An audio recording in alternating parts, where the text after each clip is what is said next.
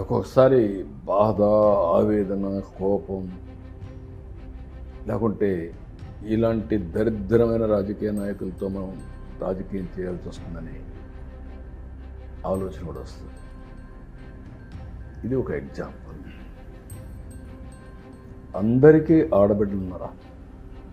భార్య ఉంది, కూతుర్లు ఉంటారు, తల్లి ఉంది. అదే సమయంలో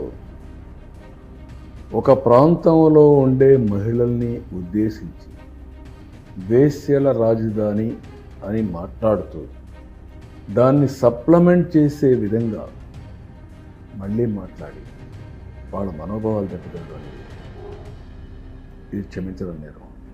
ఐఎమ్ ఆస్కింగ్, ఇలాంటి వ్యక్తులు రాజకీయాలకు అర్హులా? ఇంకా ఇలాంటి వ్యక్తుల పట్ల ఉపేక్ష చూపించే వాళ్ళని ఏమనాలి?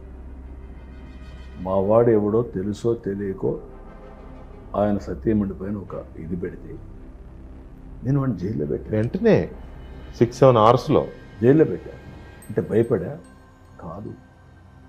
ప్రజల మనోభావాలు దెబ్బతినకుండా నేను ఒక బాధ్యత కలిగిన నాయకుడిగా నా కర్తవ్యాన్ని నెరవేర్చాను. 4 రోజులు అయిందా?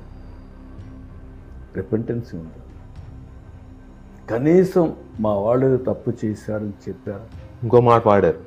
ఇంకొక మాట వాడడం కాకుండా దాన్ని ఇంకా ప్రెసిపిటేట్ చేసి రెచ్చగొట్టతో మీరు ఏమవుతుంది చేయండి, నేను ఇదే రౌడీజం చేస్తాను అనే పరిస్థితికి వచ్చాను.